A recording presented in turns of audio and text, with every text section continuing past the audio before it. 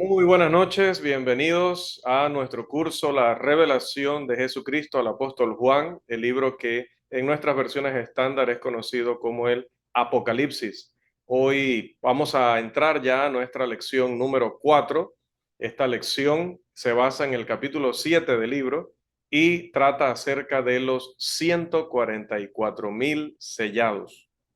Cuando el pecado en la tierra y el sufrimiento para el pueblo de Dios parecen ser muy altos, la seguridad y el consuelo de Dios son muchísimo más altos. El apóstol Pablo dirá en Romanos capítulo 8, versículo 18, que no se compara con el peso de gloria todo el sufrimiento que nosotros podamos experimentar ahora. El apóstol Pedro en Primera de Pedro 4:19 también habla acerca de lo que tienen que experimentar todos los cristianos de todas las épocas en cuanto a problemas, sufrimientos y aflicción. Desafortunadamente, esta preciosa verdad se olvida con demasiada facilidad en medio de las batallas diarias de la vida, ¿no? De cada cristiano. Aunque este tema es constante en las Escrituras, ningún lugar lo ilustra mejor que Apocalipsis 7. Por lo menos es mi convicción. Las representaciones más aterradoras del mal que vimos en el capítulo 6 se presentan junto con la liberación y alabanza más gloriosas ahora en el capítulo 7. En un sentido muy real, el pueblo de Dios sabe más sobre lo que está mal en el mundo que cualquier otra persona en la tierra, pero al mismo tiempo somos menos cínicos y desesperanzados al respecto. Y cuando hablo de cinismo en el sentido filosófico. Podemos leer Juan 16:33, Hechos 14:22, sobre cómo debe mirar la vida, cómo debe mirar los problemas, cómo debe mirar todo lo que acontece a su alrededor el cristiano. La razón de esta ausencia de cinismo y desesperanza es la perspectiva y la esperanza que tenemos basadas en las promesas de Dios. También podemos consultar Primera de Pedro 1:3 al 4 y Hebreos capítulo 6, versículos 18 y 19. Apocalipsis 6 trata del juicio y la ira contra los desobedientes de la tierra, mientras que ahora Apocalipsis 7 trata de la liberación y salvación de los fieles. Apocalipsis 6 concluye con la pregunta que continúa aquí, que es, ¿y quién podrá sostenerse en pie? ¿Quién podrá sostenerse cuando Dios manifieste su ira? Aunque a primera vista parece ser una pregunta retórica, se da una respuesta aquí en el capítulo 7. Dos palabras comunes también conectan los capítulos 6 y 7. La primera palabra es la palabra sellados. Los sellos del juicio caen sobre la tierra debido al pecado. Apocalipsis capítulo 6, que lo estuvimos viendo la semana pasada. Pero los 144,000 están sellados, dice el capítulo 7, versículos 1 al 8, que vamos a estar leyendo a continuación. La segunda palabra es que conecta el capítulo 6 con el capítulo 7, es la palabra sostenerse. El sexto capítulo concluye preguntando, ¿y quién puede sostenerse en pie? Y el capítulo 7 muestra a la gran multitud de pie. Capítulo 7, versículo 9, vamos a estar viendo el término griego que utiliza Juan allí, porque nuestra versión Reina Valera de 1960 no añade la frase o no incluye en su traducción la frase de pie, pero en el original sí se encuentra y así debe traducirse como lo hace correctamente la Biblia de las Américas. Termina el 6 entonces, ¿quién puede sostenerse en pie? Y el 7 responde prácticamente o indirectamente, se pueden sostener los 144,000 que han sido sellados, que luego veremos de qué se trata. En la tierra, los fieles de Dios parecen ser, ante la vista de los demás, una triste minoría. Satanás es un enemigo poderoso, formidable, y el pecado parece abrumador, tanto que nuestras filas se van diezmando día tras día de hermanos que pierden la batalla, que se rinden ante la batalla y dejan de correr como sus demás hermanos. Mateo 13, 21 al 22, Primera de Timoteo 4:1, Segunda de Timoteo 3:1 son pasajes que hablan acerca de esta realidad. Apocalipsis 7 es un recordatorio vívido de que las cosas no son como parecen, como dice Primera de Pedro 3:12, porque los ojos del Señor están sobre los justos y sus oídos atentos a sus oraciones, pero el rostro del Señor está contra aquellos que hacen el mal. ¿Quién podrá sostenerse en pie? Dice el 6. El 7 responde, los 144,000 sellados. Aquí tenemos el término griego del que les hablaba, istemi, que la Biblia de las Américas hace muy bien en incluirlo en la traducción. Estos 144,000 están de pie. Y el texto que leíamos de Pedro, porque los ojos del Señor están sobre los justos y sus oídos atentos a sus oraciones, pero el rostro del Señor está contra aquellos que hacen el mal. Aquí es como si este texto de Pedro, su primera parte se refiriera a lo que habla el capítulo 7 y su última parte a lo que habla el capítulo 6. Apocalipsis 7 consta de dos visiones que Juan vio, una de las cuales describe poderosamente el amor y la preocupación de Dios por los 144,000 mientras están en la tierra. Y la otra visión retrata la victoria definitiva que disfrutará la multitud innumerable en la presencia de Dios en el cielo. Recuerde las luchas en la tierra y toda la victoria y todo lo que ella involucra se disfruta en el cielo. La tarea principal en la exégesis del capítulo 7 se centra en identificar quiénes son los 144,000 que se menciona en el capítulo 7, versículos 1 al 8. ¿Y quiénes son los de la gran multitud que están descritos en el capítulo 7, versículos 9 al 17? Así que con esto ya, con esta introducción, podemos pasar a nuestro primer punto, el sellado y la identidad de los 144,000. Las dos visiones del capítulo 7 constituyen un interludio o una pausa o un paréntesis que separan la apertura del sexto sello, allá en Apocalipsis 6:12 al 17, de la apertura del séptimo sello que va a ocurrir más adelante en Apocalipsis capítulo 8, los versículos 1 al 5. Debido a que estas visiones son una parte integral del libro, ha habido algunas objeciones al uso de esa terminología. Sin embargo, nadie discute que las dos visiones del capítulo parezcan o carezcan de importancia o les falte importancia.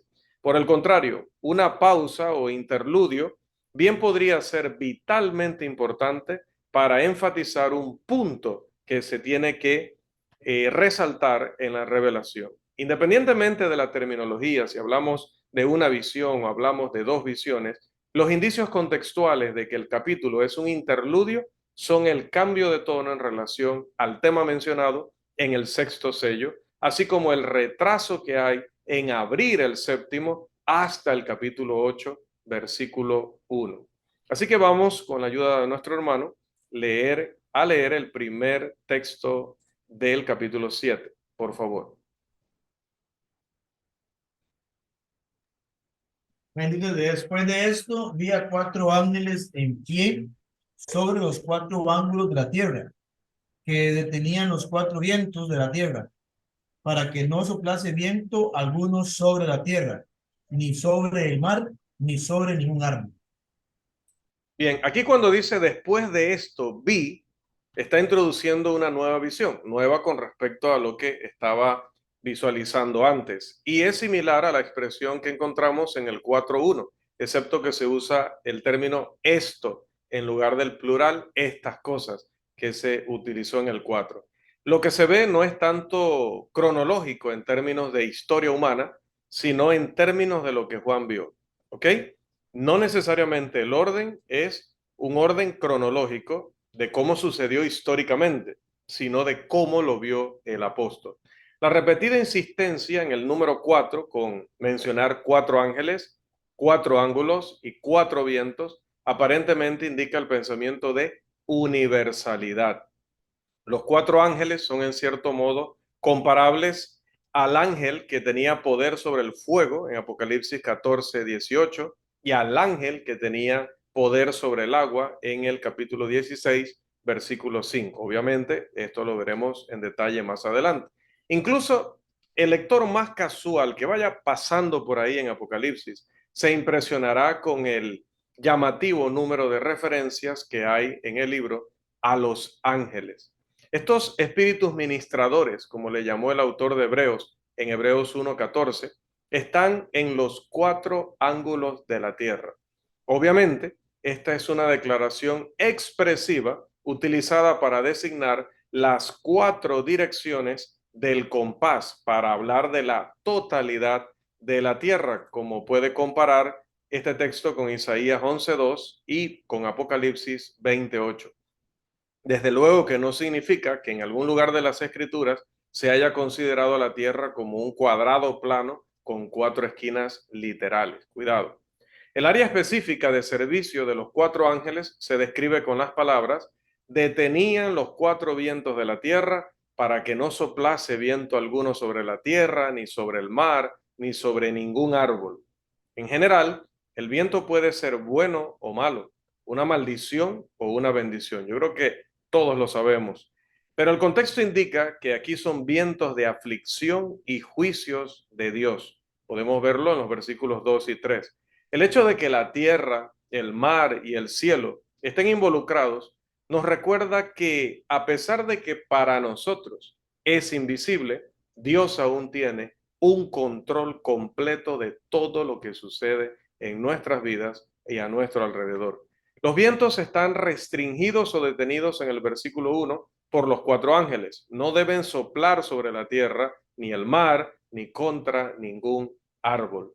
Ahora, vamos a leer los versículos 2 y 3 porque aparece otro ángel.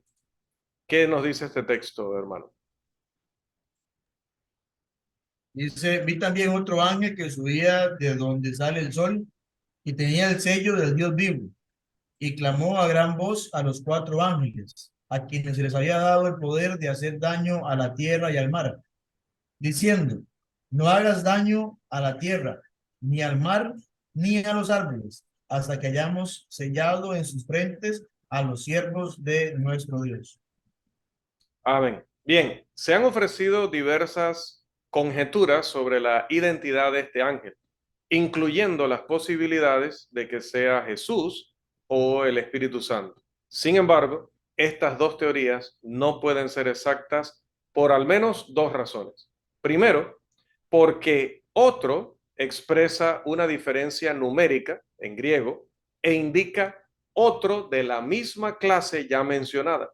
Esta persona es de la misma naturaleza que los primeros cuatro que estaban deteniendo los vientos. ¿Y qué eran los cuatro anteriores? Ángeles. Por lo tanto, si es otro de la misma clase, es un ángel también. Segundo, mediante el uso de la primera persona del plural en el versículo 3, dice hayamos sellado. O sea, que él se identifica con los otros ángeles en una tarea común. Entonces es mejor considerarlo como otro de los ángeles distinguidos debido a la misión elevada que le había sido encomendada. Jesús no es un ángel, tampoco el Espíritu Santo es un ángel, por lo tanto no hay manera de darle esa interpretación en acorde o en armonía con la Escritura. Este ángel asciende, dice, de donde sale el sol. En otros contextos sabemos que Jesús es llamado la aurora, por ejemplo en Lucas 1:78. Y sí, de pronto se ha sorprendido usted, ¿cómo? ¿Cuándo a Jesús le llamaron la aurora? Sí, búsquelo, Lucas 1:78. También es llamado la estrella resplandeciente de la mañana en Apocalipsis 22:16. Y Jesús también habla de él como la luz en Juan 8:12 y 9:5 al 6. Estos pasajes más conocidos por todos nosotros. Cuando Dios en su juicio abandonó a Jerusalén en la antigüedad, la entregó a la destrucción. Y él, dice la escritura, que partió hacia oriente, que es lo mismo que decir que partió hacia el este. Vamos a leer, por favor, estos dos textos. Ezequiel 11:23. Primero. Y la gloria de Jehová se elevó de en medio de la ciudad y se puso sobre el monte que está al oriente de la ciudad. Oriente, que es el este. Y luego, cuando la gloria regresa, ¿qué dice Ezequiel 42:3? Y he aquí la gloria del Dios de Israel, que venía del oriente, y su sonido era como el sonido de muchas aguas, y la tierra resplandecía a causa de su gloria. Amén. Entonces hay una conexión natural entre el lugar del que entendemos que emana la luz, ¿no? Aunque ya sabemos el movimiento de rotación de la Tierra y de traslación de la Tierra, ya en la parte natural y científica lo entendemos perfectamente, ¿no? Pero aquí recuerda que estamos hablando en una literatura, en primer lugar, apocalíptica y que de todas maneras nosotros también en el lenguaje diario utilizamos ciertas figuras. Uno dice, mira, ¿por dónde sale el sol? En realidad no sale, pero es una expresión que todos estamos acostumbrados a usar. Entonces, aquí habla de dónde sale el sol, sale por el este o por el oriente. Y mire que cuando Dios se retira de su pueblo, se va, dice, hacia ese lugar, hacia el oriente o hacia el este. Y cuando regresa, viene de allá mismo, viene del oriente o viene del este. La gloria de Dios ahora está apareciendo de la misma dirección mientras envía a este ángel para consolar y asegurar a sus fieles ahora acá en el capítulo 7 de Apocalipsis. Este ángel en particular dice que tiene un sello.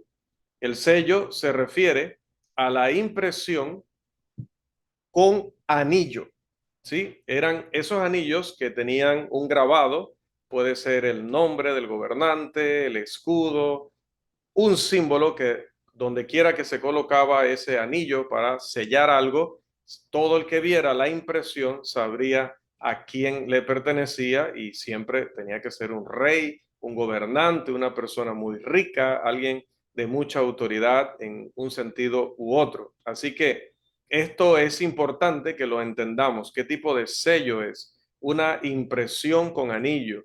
Un monarca que, por ejemplo, deseaba delegar a su representante un mensaje, una instrucción y quería que los demás la recibieran como viniendo de él directamente a través de su enviado, pues usaría su anillo, le entregaría el anillo, como lo hizo el faraón con José, el patriarca, en Génesis 41-42. Y así en los otros pasajes vemos ejemplos similares. Por lo tanto, se usaba para indicar propiedad, para autenticar un documento, para proteger un documento, porque si eso estaba sellado por el rey, pues nadie se atrevía a romper ese sello que no estuviera destinado a romperlo, porque eso era la muerte. El texto también añade que es el sello del Dios vivo. Referencias similares a Dios se encuentran en Apocalipsis capítulo 4, versículos 9 y 10, el 10:6 y el 15:7, donde se dice que Dios vive por los siglos de los siglos. Amén. El concepto del Dios vivo es familiar o muy conocido tanto en el Antiguo como en el Nuevo Testamento y establece un contraste llamativo entre el único Dios eterno y aquellos a quienes llamaban dioses, pero que en realidad simplemente eran madera, cerámica, oro y plata muertos. Este título añade solemnidad y vitalidad al sello porque la singularidad y eternidad de Dios aseguran el cumplimiento de su propósito para su pueblo. Es el único Dios, por lo tanto no hay nadie de su nivel que lo pueda detener para cumplir lo que se ha propuesto. Como las almas debajo del altar, allá en el capítulo 6, versículo 10, este ángel clamó a gran voz. Esto subraya la urgencia y la importancia de su misión. Es imperativo tener en cuenta que su clamor es hacia los 4 ángeles a quienes se les había dado el poder de hacer daño a la tierra y al mar. Y la prohibición del versículo 3, no hagáis daño a la tierra, ni al mar, ni a los árboles, les indica a los ángeles que continúen en esa labor, que continúen conteniendo los 4 vientos un poco más de tiempo. Y la razón de este retraso se expresa claramente, hasta que hayamos sellado en sus frentes a los siervos de nuestro Dios. Es interesante que en ningún lugar del libro del Apocalipsis leemos que los 4 vientos realmente soplen. El libro no satisface nuestra curiosidad respecto a lo que sucede cuando los 4 ángeles sueltan los vientos, aunque algunos comentaristas creen que posiblemente esto se refiera a las catástrofes terrenales que ocurren bajo las trompetas o copas que vamos a ver más adelante. Sea como sea, el énfasis en el capítulo 7 o en Apocalipsis 7 no radica tanto en tratar detalladamente los vientos de juicio para los desobedientes, sino en el sellado de Dios para los fieles y la seguridad que eso debería brindarles. El sellado de este pasaje parece basarse en imágenes del Antiguo Testamento.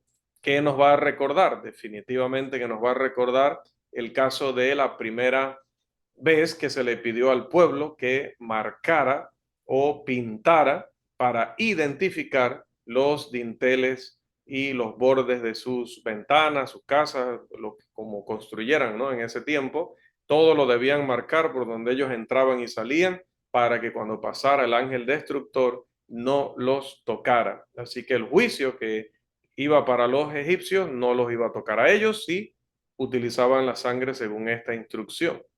También la segunda imagen es la del hombre de Ezequiel con un tintero de escribano en su cintura. De eso habla Ezequiel capítulo 9, los versículos 3 al 8. El contexto vuelve a ser uno de juicio, esta vez para los infieles de Jerusalén, allá en Ezequiel, ¿no? Una vez más, las personas fieles a Dios son selladas, marcadas, identificadas. En este caso, un hombre vestido de lino que tenía una pluma de escribano en su cintura marcó la frente de cada persona fiel a Dios. Pero, ¿qué significa el sello en la frente de los siervos de Dios? Se puede aprender mucho examinando los acontecimientos que le suceden a aquellos que en contraste o que por el contrario, en lugar de tener la marca o el sello de Dios, tienen el sello de la bestia. Recuerde, bueno, si usted ha leído el libro de Apocalipsis anteriormente, entonces cabrá decirle, recuerde, ¿no? Si usted no lo ha leído completo, entonces debe saber que más adelante en el capítulo 13 también se habla de una marca, pero esta marca no es buena, no es santa. Esta palabra marca del capítulo 13, versículos 16 y 17, en griego es la palabra haragma, es una palabra utilizada para describir la etiqueta colocada en los seguidores de la bestia. Esta palabra conlleva la connotación de marcación o tatuaje, como se practica y se practicaba en las religiones paganas. Aquellos que tienen esta marca, dice la palabra, son objeto de la ira de Dios o referencia para que sea derramada en ellos la ira de Dios. Apocalipsis 14, 9 al 11 y Apocalipsis 16, 2. La ira de Dios parece desatarse sobre tales personas porque se han dejado engañar y han recibido la marca de los perversos. Capítulo 19, versículo 20. Sellado, por otro lado, tiene un significado rico y variado en las escrituras, incluyendo, pero no limitado a, la parte de propiedad, como en 2 de Corintios 1:22, de autenticación, como en Juan 6:27, o de protección, como en Efesios 1:13 y 4:30. Los 7 sellos actualmente en proceso de ser abiertos, ¿no? Porque van desde el capítulo 6:1 hasta el capítulo 8, versículo 5, son algo excepcional en este uso común. No necesariamente es igual al de estos textos que tenemos en pantalla. En cuanto al significado del sellado, se puede descartar de inmediato la idea de que sea algo literal o corporal o externo. Dios no marca a los hombres de la misma manera en que los ganaderos marcan sus rebaños. Una opinión comúnmente sostenida con respecto a este proceso de sellado o este sello es que se refiere al sello del Espíritu Santo del que habla el texto que ya citábamos de Efesios 1:13 y 4:30. Pero, amados, se necesita un cierto salto de lógica bastante largo para sostener esta posición, porque el hecho de que se mencione un sello, tanto en Apocalipsis 7 como en los dos contextos de Efesios, no significa que se tenga en cuenta o en mente exactamente el mismo sello en esos lugares. Al igual que no significaría lo mismo que el sello que se utilizó para proteger la sepultura o la tumba de Cristo en Mateo 27:66, o el sello del corazón en el amor verdadero del que habla el dulce, bueno, no el dulce cantor de Israel, el sabio de Israel, allá en Cantar de los Cantares, capítulo 8, verso 6.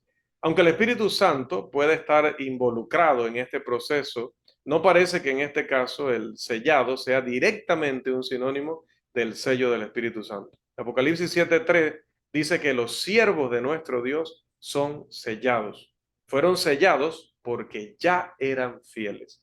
Entonces, bueno, nosotros en este curso no estamos explicando obviamente lo que significa el sello del Espíritu Santo, lo estamos explicando en un curso que estamos dando también a través de este canal de YouTube. Así que usted al terminar de ver este video también puede buscar en la lista de videos el curso del Espíritu Santo y allí encontrará. Todavía no hemos llegado a ese tema, pero vamos a explicar pronto lo que es el sello y no tiene nada que ver con lo que dice Apocalipsis. Apocalipsis está hablando de sellar a todos los siervos de Dios.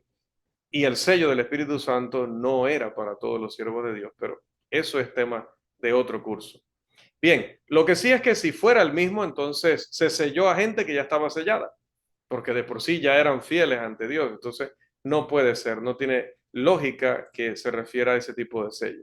El texto en sí no dice específicamente qué es el sello, pero Apocalipsis 14:1 sí nos dice su nombre, o hablando del Cordero, ¿no? Que su nombre y el nombre de su Padre están escritos en las frentes de los 144,000. Así que, siguiendo la recomendación del salmista, la suma de tu palabra es verdad, entonces allí podría estar la identificación directa del sello.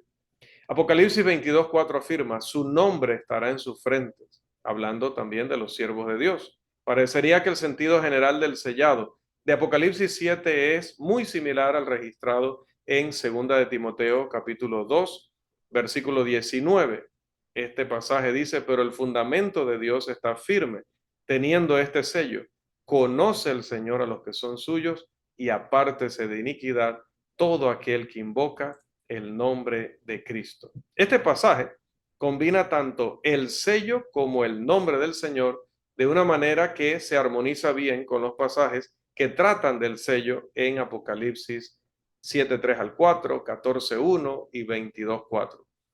Se dice que los siervos de Dios están sellados en sus frentes, versículo 3, porque la cabeza y el rostro son la parte del cuerpo por la que generalmente se identifica a una persona. Y como ve usted en este texto de Timoteo, es lo que se busca, decir, este es del Señor. Es obvio a quienes pertenecen los 144,000. Bien, vamos a pasar entonces a los versículos 4 al 8. Hermano, por favor.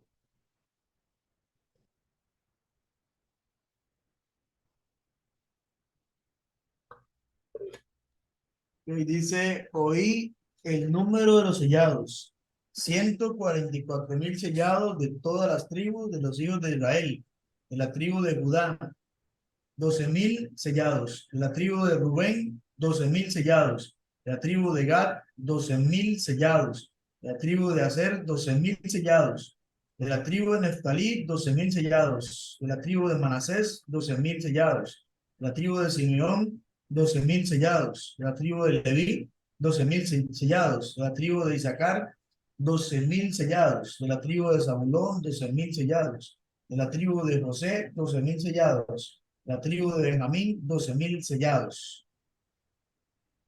Gracias. Juan no dice en esta visión que él haya visto a los 144,000, y esto es importante.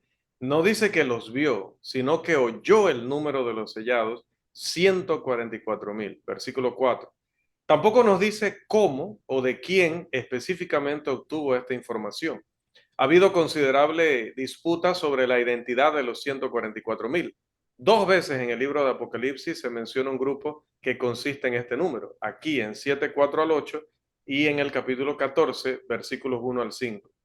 De principio, dos cosas son evidentes. Número uno, los 144,000 están identificados con los siervos de Dios en la tierra. Recuerde lo que dice el versículo 3. Y número dos, los 144,000 están de alguna manera identificados con aquellos sellados de todas las tribus de los hijos de Israel. Recuerde lo que dice en los versículos 4 al 8 que acabamos de leer.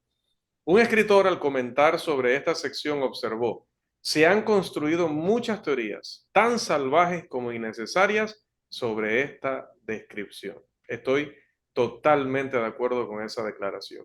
Algunas posiciones sostenidas respecto a los 144,000 son tan extrañas que hacen grave injusticia a la palabra de Dios. Y recuerde que Pablo nos exhorta en 2 de Timoteo 2:15 a manejar con precisión la palabra de verdad o manejar bien la palabra de verdad. Las opiniones con respecto a la identidad de los 144,000 tienden a caer en una de las siguientes 5 categorías. Generalmente puede haber por allí alguna nueva, pero va a estar siempre en una de estas 5 posibles explicaciones. La primera de ellas es la que dan los llamados testigos de Jehová, que toman el número 144,000 de manera literal y afirman ridículamente que solo 144,000 entrarán realmente al cielo. Una publicación de la Atalaya, que es la principal publicación de la organización de los testigos de Jehová, afirma claramente lo que ven en la parte de abajo. Dice: la Biblia es concluyente, dicen los testigos de Jehová en su publicación, al predecir que el número final de la congregación celestial será 144,000, de acuerdo con el decreto de Dios. Ahora, esa misma publicación, en otra parte más adelante, dice: todas las demás criaturas que reciban vida de la mano de Dios a través del reino no serán parte de la congregación de Dios, sino que vivirán en esta tierra bajo el gobierno de Cristo Jesús y su congregación en los cielos. Cierro allí la cita de la revista de los Testigos de Jehová, la Atalaya.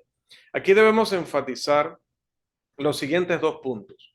Primero, simplemente no se puede tomar una sección simbólica de las Escrituras e interpretarla de manera que contradiga otras partes claras y literales de la Biblia. Eso es un error garrafal de interpretación. En segundo lugar, cualquier doctrina que implique un absurdo tiene que ser falsa y debe ser rechazada. La teoría de la atalaya con respecto a los 144,000 viola ambos principios. Si los 144,000 se toman como un número literal, la consistencia, es decir, el mantener el argumento, hace que o exige que el grupo del cual se toman también se tome literalmente. Es decir, ¿son 144,000 qué? ¿O son 144,000 quiénes? Bueno, son 144,000 israelitas. Entonces, si son 144,000 literales, tendrían que ser israelitas literales. Esto significaría que nadie fuera de los 12,000, también tomados literalmente, de cada una de las tribus enumeradas en los versículos 5 al 8, entraría al cielo. Bien. Encima de que son israelitas, si la tribu tenía 50,000 o 100,000 o tuvo 3 millones durante los 1500 años de existencia de estas tribus o más, solo 12,000, si fuera literal. Esto excluiría a personas del Antiguo Testamento que formaron parte de estas tribus y que fueron fieles ante Dios. Pero no solo eso, aún peor, si solamente en el cielo van a estar 144,000 israelitas, esto dejaría fuera del cielo a personas como Abraham, como Isaac y como Jacob, ya que ellos nunca pertenecieron a una tribu de Israel, porque más bien ellos trajeron a esta vida a Israel, del cual luego vinieron las tribus. Así que imagínense qué ridículo. Jesús dice, estas personas no toman en cuenta lo que Jesús dice en Mateo capítulo 8, versículo 11. Y os digo que vendrán muchos del oriente y del occidente y se sentarán con Abraham e Isaac y Jacob en el reino de los cielos. El Señor dice que ellos iban a estar. Los testigos de Jehová dicen que no. ¿Por qué sé que dicen que no? Porque la publicación dice exactamente que Abraham, Isaac y Jacob no estarán. No, pero al decir que solo estarán los 144,000, que tienen que ser israelitas literales, porque el número 144,000 dicen que es literal, y al no ser israelitas estos señores, entonces, ¿qué problema? Ellos no estarían en el cielo. Para complicar aún más las cosas para los testigos, esta posición implica que ningún gentil tiene la esperanza de entrar al cielo. Entonces, eso que le dijo Pedro allá a Cornelio de que Dios no hace acepción de personas, no era cierto. Después de todo, el texto habla de 144,000 israelitas. Pero eso no es todo. Presionar literalmente los detalles de este pasaje indica que nadie de las tribus, ni de Efraín, ni de Dan, estará en el cielo. Porque si usted revisa la lista que leyó el hermano, no fue que al hermano se le olvidó mencionarlas, es que no están incluidas en la lista. Y esto, ¿cuál es el problema de esto? Que si la tribu de Dan no va, no se elige a nadie de la tribu de Dan y no se elige a nadie de la tribu de Efraín para ir al cielo, esto excluiría a personas fieles como Josué, que era de la tribu de Efraín, y como Sansón, que era de la tribu de Dan.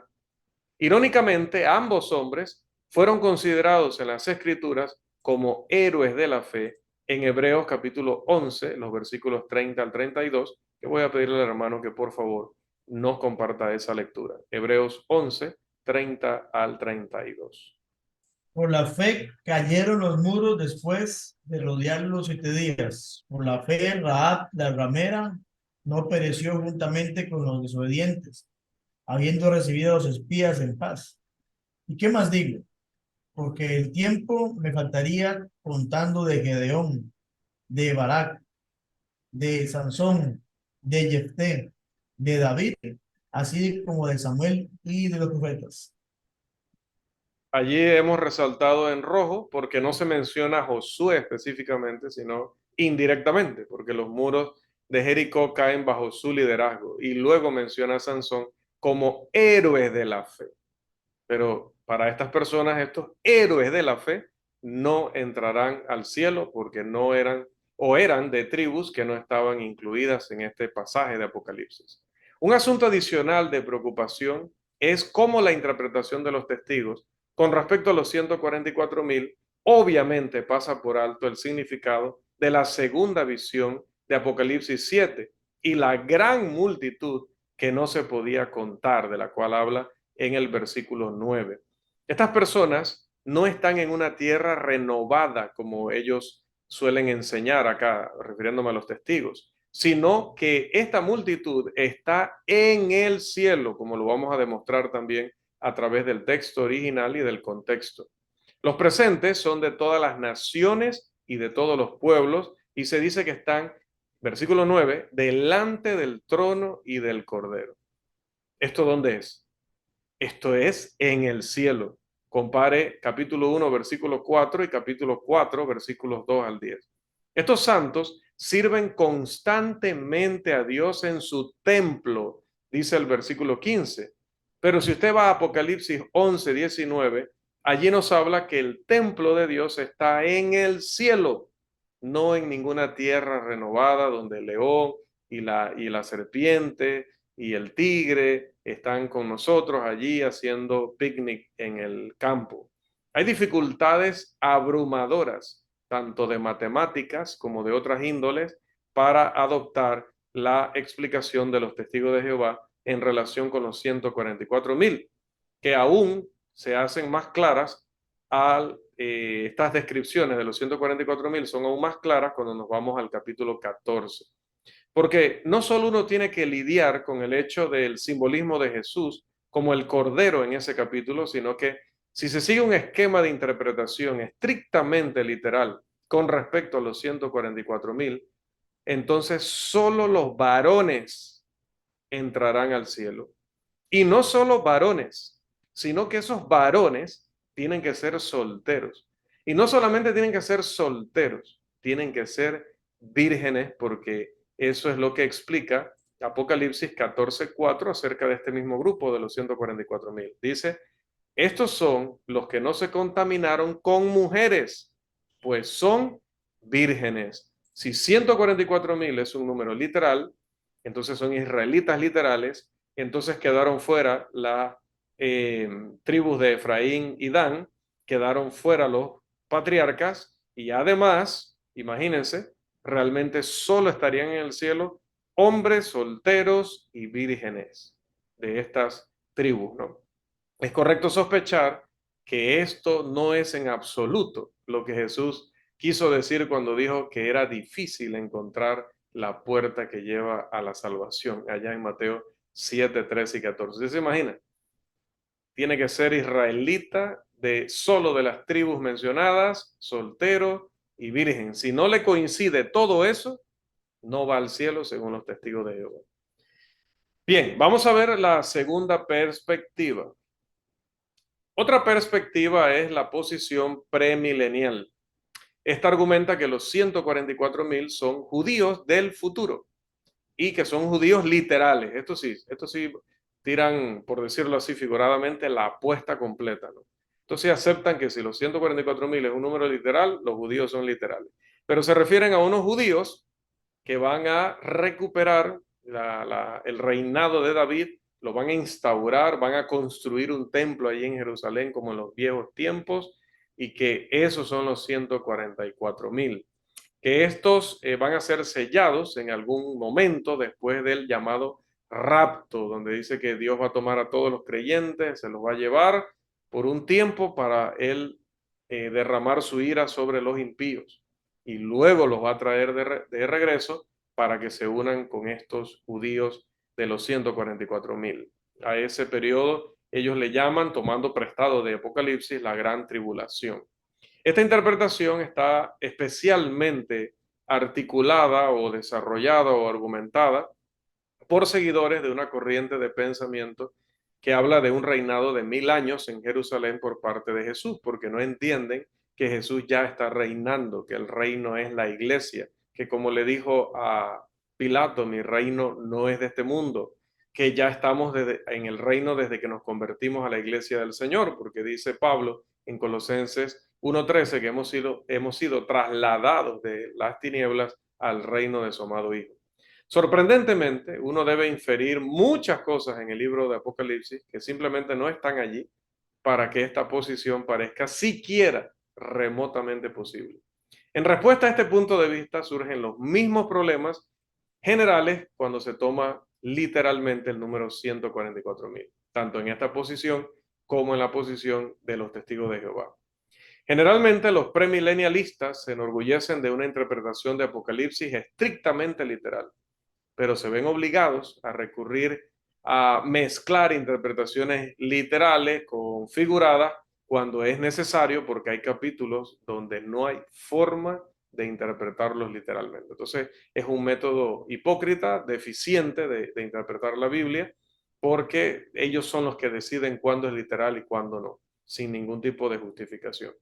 El orden de la lista de las tribus también es otro asunto importante aquí. Va en contra de esta interpretación, de que se refiere al pueblo de Israel literal, o que se refiere a las tribus de Israel literales.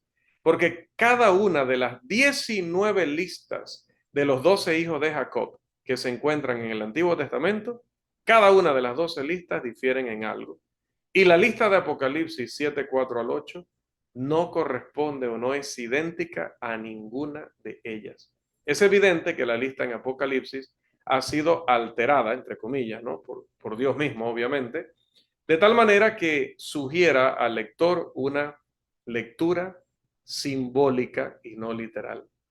Por un lado, Judá encabeza la lista y no debería ser Judá. En el orden antiguo debería estar Rubén, porque era el mayor. También tenemos que Efraín y Dan no están ausentes, perdón, como ya lo habíamos mencionado, muy probablemente debido a que estas tribus habían sido asociadas desde la antigüedad con la idolatría. Entonces, como aquí se quiere hablar de fieles de Dios, entonces se excluye a Efraín y a Dan como diciendo, el que es idólatra, el que adultera espiritualmente, ese no podrá heredar el cielo. Vamos con el hermano, por favor, a leer estos dos pasajes. Hebreos 7:14 y Apocalipsis 5:5. Porque manifiesto es que nuestro Señor vino de la tribu de Judá, de la cual nada habló Moisés tocante al sacerdocio. Y uno de los ancianos me dijo, no llores, he aquí que el león de la tribu de Judá, la raíz de David, ha vencido para abrir el libro y desatar sus sellos. Allí tenemos la tribu de Judá. Esa es la razón por la cual está de número uno en la lista. Primero porque es de donde vino nuestro Señor y como dice el segundo texto, porque le daba obviamente el derecho a heredar el trono de David, su padre. Así que ahí están las razones obvias por las cuales se coloca Judá en lugar de Rubén. No son listas literales. Si fueran listas literales, tienen que poner a Rubén. Las dos tribus son reemplazadas por la tribu de Leví y de José, nombres que tienden a tener connotaciones más positivas dentro de la historia de Israel. La lista de Apocalipsis 7 evidentemente enfatiza la inclusión de todos los fieles de Dios en la tierra, no solo israelitas literales, sino todos los que hayan mostrado esa fidelidad. Otro argumento en contra de esta posición es que los 144,000 en Apocalipsis 7 simplemente se llaman en el versículo 3, dice, los siervos de nuestro Dios. Este término ciertamente no excluye a los creyentes judíos, tampoco excluye a los creyentes gentiles. Tanto judíos como gentiles hemos creído en el mismo evangelio, sino que representa a todos aquellos de todas las clases y razas que siguen al Señor. En Apocalipsis 9, todos los que no tienen el sello de Dios en la frente, versículo 4 del capítulo 9, sufren mientras que sus homólogos no lo hacen porque tienen el sello de la fidelidad. Todos los demás sufren aflicción. ¿Significa esto que los cristianos gentiles iban a ser castigados todos por Dios solo por ser gentiles? Definitivo que es un absurdo. Ya decíamos, si una interpretación nos lleva a absurdo, es falsa y por lo tanto debe ser rechazada.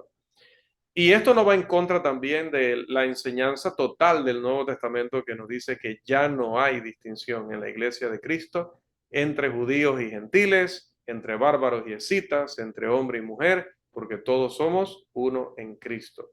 De hecho, la perspectiva premilenial parece que sí hace acepción de personas y parece que sí es discriminatoria. Estas razones, junto con algunas que vamos a ver más adelante, son lo suficientemente convincentes para decir, afirmar con toda seguridad que esta no puede ser la interpretación de los 144,000. Pasemos entonces a la tercera teoría. La tercera teoría considera los 144,000 de manera simbólica en referencia a los salvos del Antiguo Testamento. Se cree que los 144,000 representan a aquellos que fueron salvos entre los judíos antes de la venida de Cristo. O sea, esta posición entiende que 144,000 es figurado y dice, se refiere a todos los santos del Antiguo Testamento. Ahora, la multitud innumerable del capítulo 7, versículo 9 y siguientes, dicen ellos que representaría entonces a aquellos que son salvos, tanto judíos como gentiles, después de la cruz. ¿Sí? La primera visión es como ver el Antiguo Testamento. Y la segunda visión es ver a los del Antiguo y los del Nuevo, todos ya en el cielo. Si bien esta postura tiene características admirables, no logra explicar algunas cosas. En primer lugar, parece no tener en cuenta adecuadamente a aquellos que fueron salvos antes de la cruz y que no fueron fieles judíos.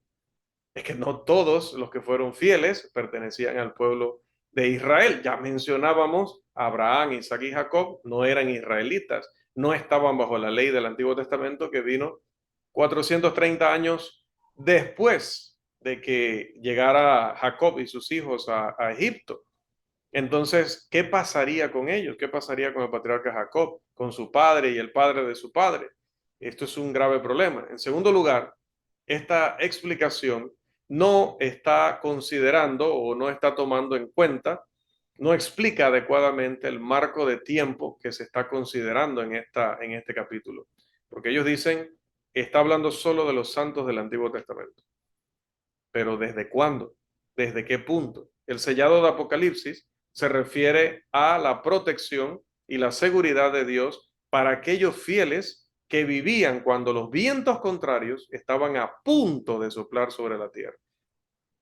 Esos vientos estaban a punto de soplar desde que nació el pueblo de Israel y todavía no soplaban. No tiene sentido esa explicación.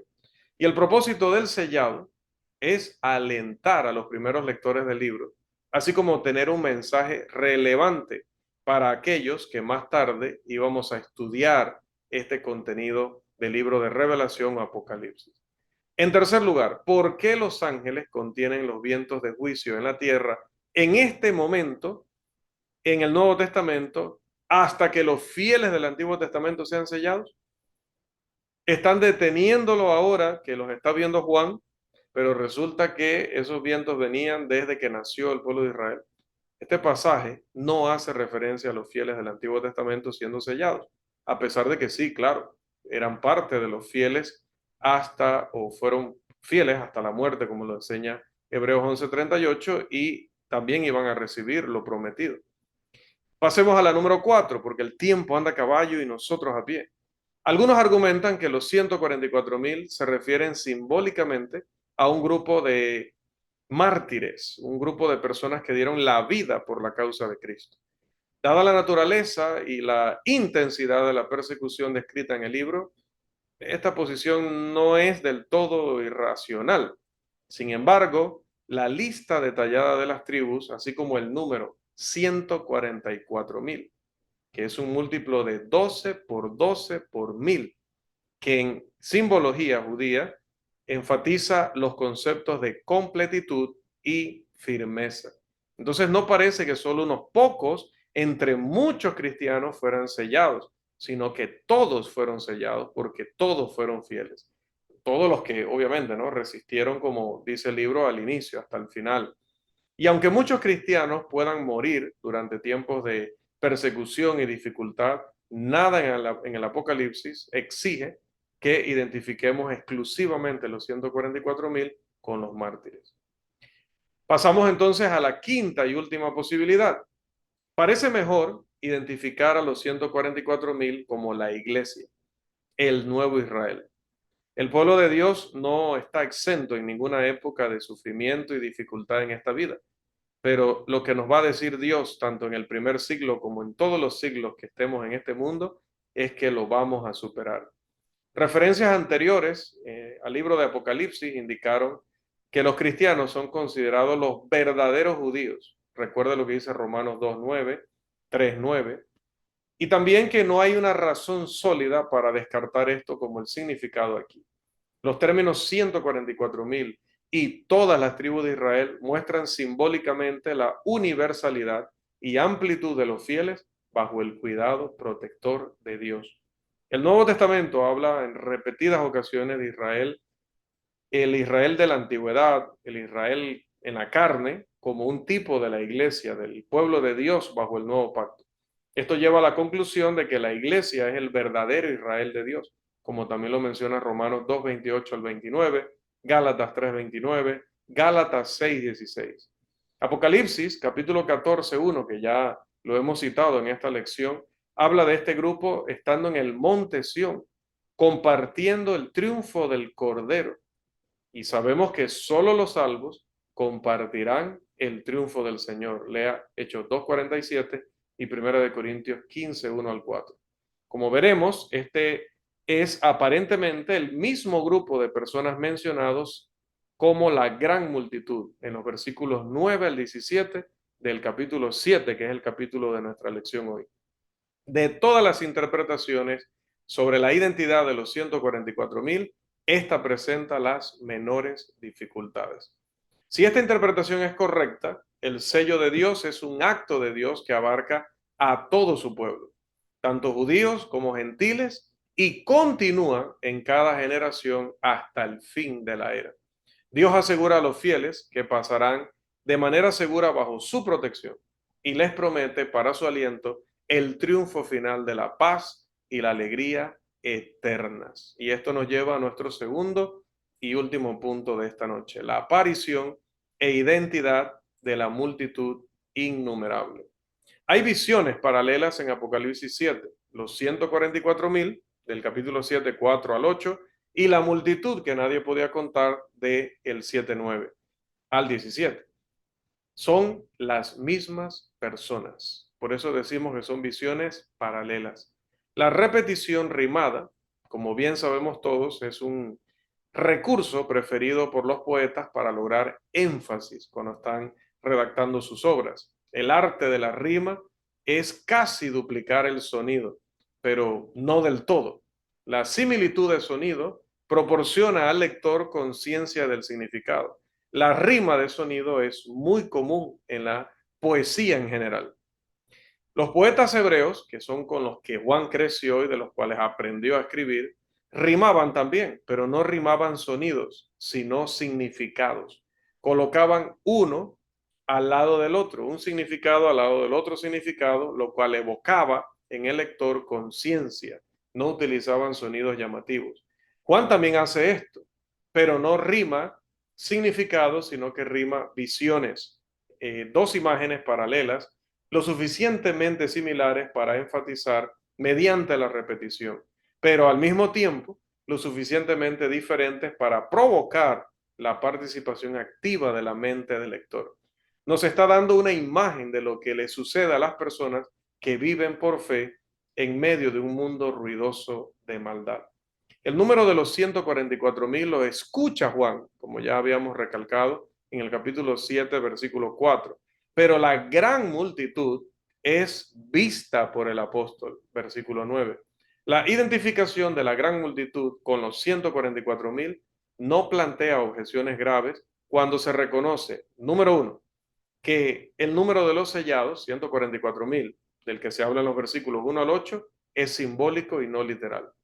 Número dos, cuando las tribus de Israel son obviamente simbólicas y tienen que ver con el número completo de las personas del pueblo de Dios en la tierra.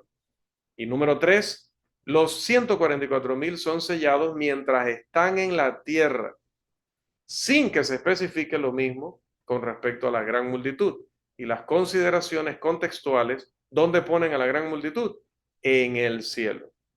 Número 4, los 144,000 en la tierra tuvieron que ponerse de pie y ser contados. Yo tenía una tabla, creo que no la incluí, por eso dejé la presentación hasta allí. Una tabla con estos puntos que estoy mencionando, ¿no? Número 4, los 144,000 en la tierra dice que tuvieron que ponerse de pie y ser contados para el Señor a pesar de los problemas que estaban experimentando en la tierra. Mientras que la gran multitud ya no es contada, dice que incluso nadie la puede contar, esa gran multitud no se le pide que se ponga de pie, sino que está de pie, ¿ya? Eso es muy importante en cuanto a la descripción, ya cuando estás de pie es porque has superado los problemas de esta vida. Y número 5, las dos visiones del capítulo 7 están mirando a los fieles de Dios, pero desde dos perspectivas o ángulos diferentes. La primera visión, la que va del 1 al 8, se refiere a la situación de los fieles mientras aún están en la tierra con todas las batallas y todas las luchas de esta vida. La segunda visión del 7-9 en adelante representa a los fieles de Dios ya en el cielo y la salvación y victoria final que ellos ya pueden disfrutar. Esto ha llevado a varios comentaristas a hablar de dos visiones y hablan de la visión de la iglesia militante, la iglesia que está luchando, y la iglesia triunfante, la iglesia que ya ha dejado de luchar porque ha sido victoriosa en Cristo. Bien, en el versículo 9 le pedimos al hermano que por favor nos los lea para ver las descripciones entonces de esta segunda visión. Entonces, después de esto miré, y he aquí una gran multitud, la cual nadie podía contar, de todas naciones, y tribus, pueblos y lenguas, y estaban delante del trono y en la presencia del Cordero, vestidos de ropa blanca y con palmas en las manos. Bien, en primer lugar se menciona su número, que no se podía contar. En segundo lugar se da su origen, dice que son de todas las naciones, tribus, pueblos y lenguas. Esto sin duda indica la universalidad de la multitud, en el sentido de que cada grupo está representado en cierta medida. A continuación se menciona algo sobre su apariencia, dice que están delante del trono y en la presencia del Cordero, vestidos de ropas blancas y con palmas en las manos. Esta posición retrata vívidamente a la multitud como virtuosa y victoriosa. Pueden estar de pie. Aquí la palabra que les mencionaba, ¿no? Es la palabra istemi, que es el griego para estar de pie ante Dios en este contexto, porque por la gracia de Él pudieron resistir fielmente los ataques de Satanás de todo tipo en la tierra. Están en la presencia de Dios, y aquí se utiliza un término también muy importante, como lo es el término, a ver si este es, no, este término no es, esta diapositiva no iba allí, esa diapositiva no iba allí. Era lo que me refería, hermano, cuando le decía que había una imagen que no la encontraba. Ya me di cuenta que subí una allí que vamos a mencionar, pero más adelante. Bien, allí iría un término griego, que es el término griego enopion, enopion, en la cara de, a la vista de, pero es que lo tienes allí inmediato, no es que Dios está en el cielo viendo allá aquellos en la tierra, no, no, estos señores están en la inmediatez del trono de Dios, entonces están en el cielo. La Biblia de las Américas, como mencionaba, traduce adecuadamente este pasaje. Obviamente se trata del cielo. Las vestiduras blancas simbolizan tanto la victoria como la pureza de vida. Solo en Cristo es posible esa victoria, como dice Romanos 8:37. Y solo a través de su sangre uno puede salir purificado de verdad, como dice Apocalipsis 7:14, Hechos 20:28 y Efesios 1:7. El hecho de que lleven ramas de palmeras en las manos confirma el simbolismo de la victoria. ¿Por qué? Porque se consideraban apropiadas en cualquier momento en que se estuviera celebrando un gran triunfo. Por ejemplo, en Juan 12:13 encontramos a la gente con palmas en las manos celebrando la entrada triunfal del Rey de los judíos y de todo el mundo, que es Jesucristo. Bien, versículo 10 para la adoración. Y clamaban a gran voz diciendo, la salvación pertenece a nuestro Dios que está sentado en el trono y al Cordero. Con exuberancia gozosa la multitud clama con gran voz en adoración. La gran multitud levanta su voz como un solo en alabanza y no hay nada callado en ello. Es un estruendo increíble. La expresión fuerte muestra la profundidad de gratitud que ellos tienen hacia Dios y su determinación de atribuirle el valor y la dignidad que merece por su liberación y salvación. Claman, la salvación pertenece a nuestro Dios que está sentado en el trono y al Cordero. Salvación suena como la nota principal de su alabanza. Contrario al pensamiento de gran parte del mundo, el único Salvador o libertador real es nuestro Dios y el Cordero. La multitud reconoce apropiadamente esta gloriosa verdad en esta ocasión. El grito triunfante atribuye la victoria a Dios. Es Dios quien nos ha guiado a través de las pruebas, tribulaciones y sus angustias. Es su poder el que los ha sostenido y es su gloria la que ahora comparten y reciben. Dios es el gran salvador, el gran rescatador, el gran liberador de su pueblo. Y la liberación de Dios otorga mayor liberación a todos, porque no es la liberación de la escapatoria, no es la liberación de la escapatoria, es la liberación de la conquista. No es la liberación que salva a un hombre de los problemas, es la liberación que lleva a un hombre a través de los problemas de manera segura. Es una liberación que no facilita la vida, pero ciertamente la hace grandiosa. No es parte de la esperanza cristiana esperar una vida en la que sea liberado de todo problema y angustia.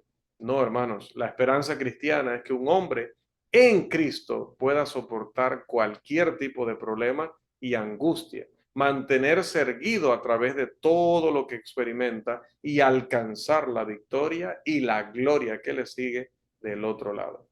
¿Cuál es la respuesta celestial que se da a esta alabanza? Versículos 11 y 12. Y todos los ángeles estaban en pie alrededor del trono y de los ancianos y de los cuatro seres vivientes y se postraron sobre sus rostros delante del trono y adoraron a Dios, diciendo amén. La bendición y la gloria y la sabiduría y la acción de gracias y la honra y el poder y la fortaleza sean a nuestro Dios por los siglos de los siglos.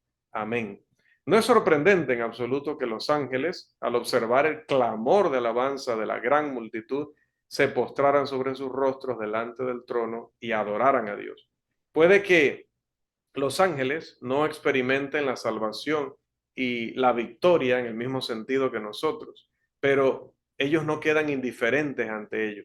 Como servidores especiales de Dios, los ángeles están profundamente interesados en la salvación que Dios ha puesto al alcance de la humanidad. Es de lo que habla Pedro en Primera de Pedro 1:12. Ellos todavía se regocijan por un pecador que se arrepiente, como dice Lucas capítulo 15, versículo 10. Si esto es así, cuán increíblemente grande será la celebración gozosa en el cielo cuando todos los fieles se encuentren delante de Dios. Y en este caso, la adoración de Dios por parte de los redimidos genera la adoración del Salvador entre los ángeles. La adoración por parte de los ángeles comienza con un respaldo total hacia la alabanza de la gran multitud. Ofrecen su amén a ella y proceden a ofrecer su propio tributo de alabanza. Luego ofrecen una doxología, donde tú glorificas a Dios con un 7 veces que es inigualable en profundidad y en belleza. Primero hablan de bendición, y bendición tiene que ver en el original con alabanza, con hablar bien, y obviamente aquí con mayor intensidad por la gran alegría. Habla de gloria, que tiene que ver con el honor y el esplendor de Dios al hacer posible la salvación. Habla de sabiduría, griego sofía, refiriéndose al conocimiento y sabiduría infinitos de Dios exhibidos o mostrados en su gran plan de salvación. La palabra para acción de gracias es la palabra que yo creo que la conocemos porque la hemos escuchado usando las otras personas, Eucaristía. Esta está compuesta de dos palabras, eu, que significa bien, y caristía, que significa dar libremente. Entonces, es la gratitud del que da libre y generosamente por lo que Dios ha hecho con él en su vida. Si los ángeles creen que Dios es tan digno de acción de gracias, ¿cuánto más deberíamos reconocerlo nosotros que somos los beneficiarios directos? Honra se refiere al reconocimiento público y la estima debidos a Dios por su provisión bondadosa y constante. El poder se refiere a la omnipotencia de Dios, es su capacidad de actuar como le plazca, así haya la peor oposición posible. Fortaleza en este caso tiene que ver con la exhibición activa del poder y la presencia de Dios. Nadie podría afirmar que Dios ha sido pasivo cuando se ha tratado de hacer posible la salvación. Como los redimidos antes que ellos, en el 7, versículo 10, los ángeles reclaman a Dios como suyo. La exaltación de alabanza que le dan a Dios no es temporal, más bien dice que es por los siglos de los siglos. El amén final valida y afirma la veracidad de su descripción de Dios. Dos preguntas se hacen y se revela una respuesta en los versículos 13 y 14. Vamos a pedirle a nuestro hermano que nos ayude en esta lectura, por favor. Entonces, uno de los ancianos habló diciéndome, estos que están vestidos de ropas blancas, ¿quiénes son y de dónde han venido? Yo le dije, Señor, tú lo sabes. Y él me dijo, estos son los que han salido de la gran tribulación y han lavado sus ropas y las han emblanquecido con en la sangre del Cordero. Bien, uno de los ancianos le hace dos preguntas a Juan. Una es, ¿quiénes son? Y la otra, ¿de dónde han venido? Aquí y en el capítulo 5, versículo 5, son las únicas referencias de Apocalipsis a un anciano hablando individualmente. Un hecho que respalda la visión de que los ancianos son ángeles y no un grupo simbólico que represente a la iglesia. Juan responde cortésmente diciendo, Señor, tú lo sabes. Versículo 14. La respuesta del anciano es, estos son los que han salido de la gran tribulación y han lavado sus ropas y las han emblanquecido en la sangre del Cordero. La frase han salido de la gran tribulación es significativa, porque la expresión podría traducirse como aquellos que vienen de la gran tribulación o esas personas que vienen de la gran tribulación o incluso los que vienen de la gran tribulación. Pero, ¿qué es esta gran tribulación de la cual están saliendo? La respuesta a esta pregunta se responde en gran parte por la identidad de la gran multitud, que se muestra vistiendo túnicas blancas. El propio anciano dijo acerca de la identidad de los que salen de la tribulación, estos que están vestidos con túnicas blancas, versículo 3.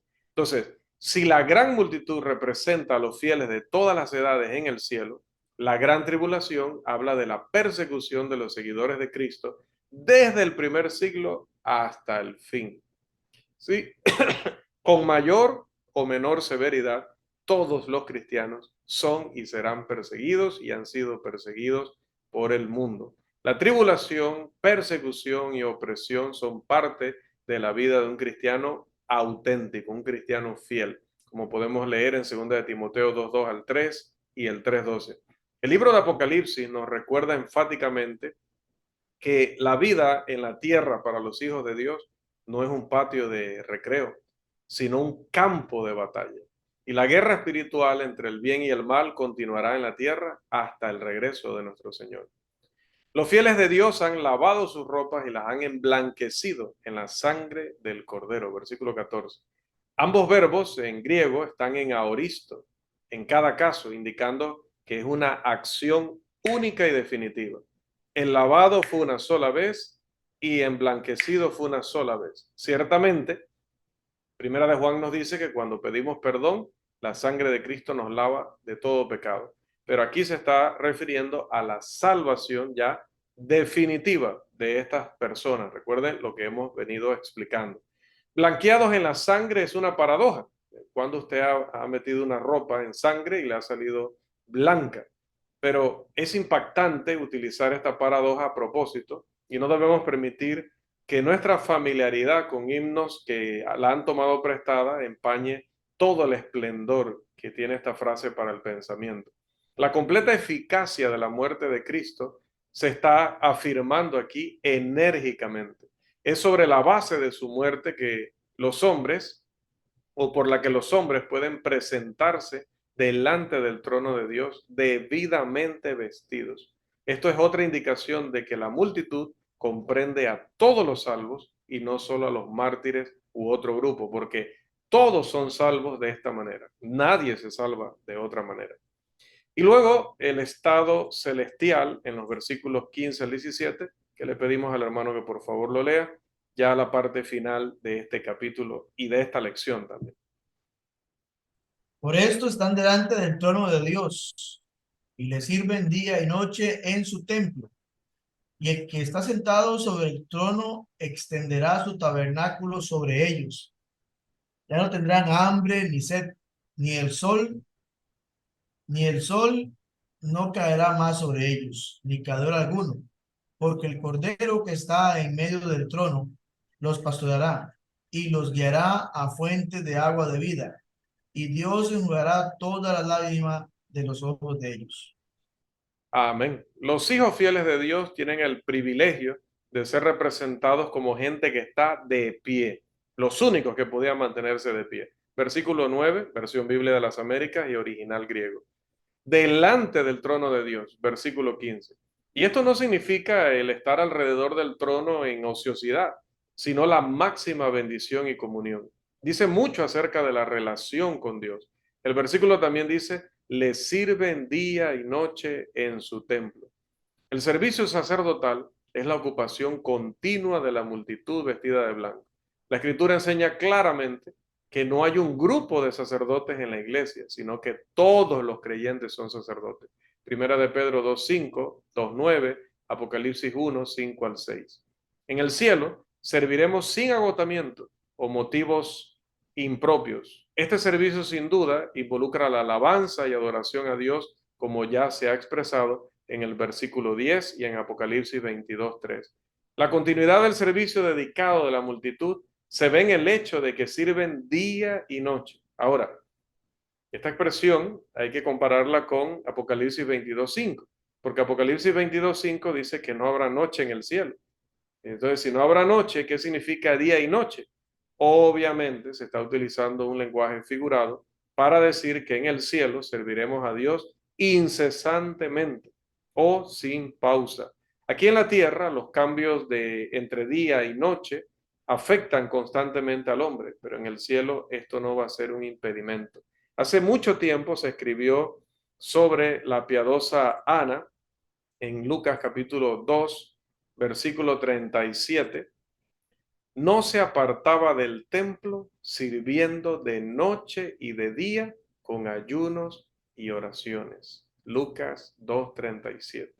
¿Cuánto más será esto cierto para aquellos que lleguen a estar o lleguemos a estar en el cielo, donde el paso del tiempo, el envejecimiento y la existencia de problemas ya no estarán presentes?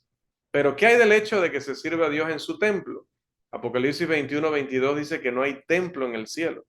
Hay dos palabras griegas para templo. Una se refiere a toda la estructura, mientras que la otra se refiere a el santuario, a la parte sagrada. El último uso es el del santuario interior. Es de lo que se está hablando aquí y simbólicamente dice algo de la preciosidad de estar en la misma presencia de Dios. Vamos a estar donde está el más santo, lo más sagrado del universo, de la existencia. Y luego dice en el 15, Dios extenderá su tabernáculo sobre ellos.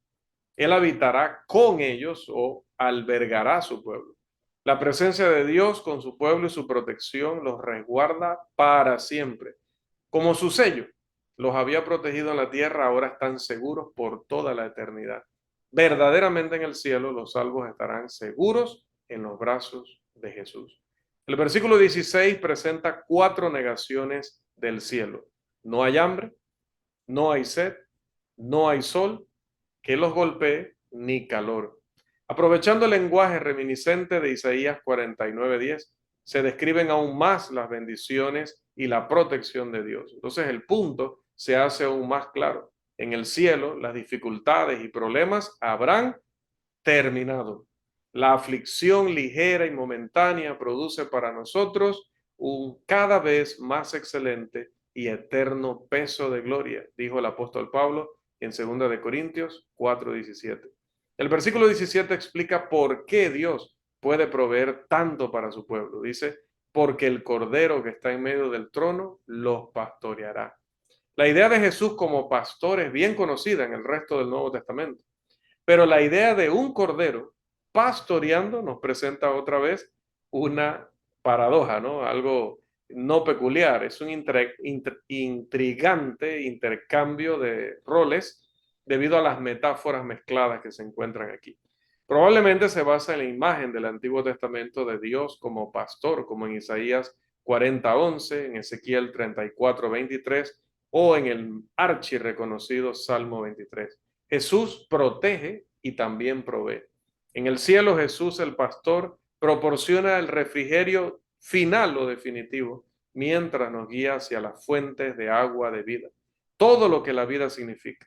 La vida en su máxima alegría y plenitud pertenecerá a la compañía victoriosa de los redimidos en la dicha eterna.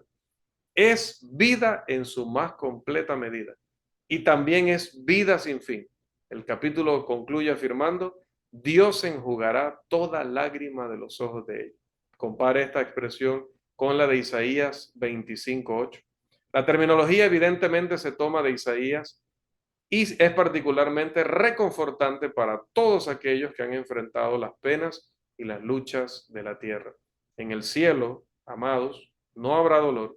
Las lágrimas de tristeza serán limpiadas suavemente con el toque amoroso y definitivo de nuestro gran Dios. En conclusión, cuando el pecado en la tierra y el sufrimiento de los hijos de Dios parezcan inmensos, la seguridad y el consuelo de Dios son, de hecho, los más grandes. Recuerde Juan 14:1-6. No perdamos nunca la noción de nuestro peregrinaje aquí, como menciona 1 de Pedro 2:11 y Hebreos 11:13-16.